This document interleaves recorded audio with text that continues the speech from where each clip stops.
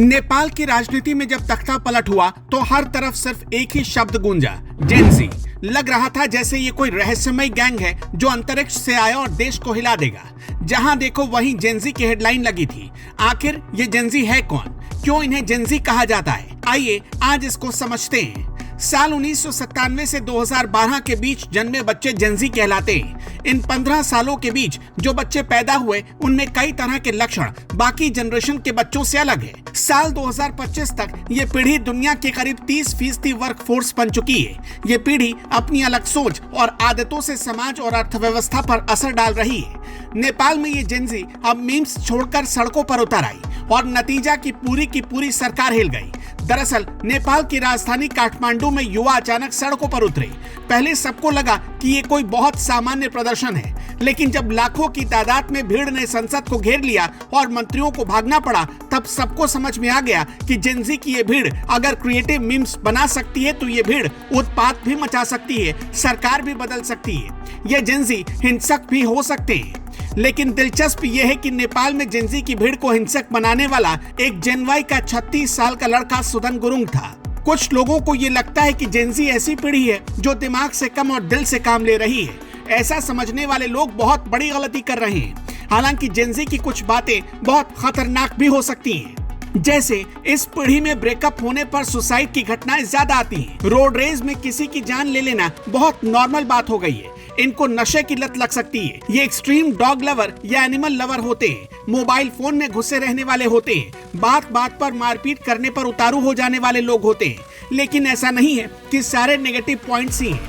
इस पीढ़ी की सबसे अच्छी बात यह है कि ये टेक फ्रेंडली और जेन वाई से ज्यादा स्मार्ट सोचने वाली पीढ़ी है। जिस काम को करने में अब तक की सारी पीढ़ियां मेहनत और दिमाग खपाती थी, वो ये पीढ़ी चुटकियों में कर सकती है। टीम इंडिया में एक से बढ़कर एक क्रिकेटर जेनजी है और जेनजी शतरंज में भी नाम कमा रहे हैं, जैसे गुड़ाकेश मोती। इतना अच्छा होने के बाद भी इस पीढ़ी के लोगों को अच्छा और बुरे के महीन फर्क को समझने में देरी लग जाती है, और जब तक ये समझ पाते हैं तब तक बहुत कुछ बदल चुका होता है। जेनजी अपनी प्रतिभा खुद प्रूव करते हैं। वो जुझारू किस्म के होते हैं। नेपाल में हिंसा भड़की और तख्ता पलट हुआ तो जानते हैं इसके पीछे की सबसे बड़ी वजह क्या थी?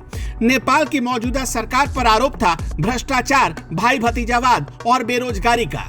यहाँ तक कि वहाँ की न्यायपालिका में अंदर तक भाई भतीजावाद बैठ चुका था। ऊपर से महंगाई ऐसी कि 2 वक्त का खाना भी मुश्किल।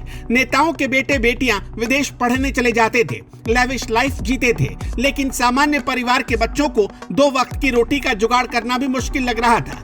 जेनजी को लगा था कि सरकार सिर्फ नेताओं की तिजोरी भर रही है, तो उन्होंने कहा कि अब बहुत हो गया।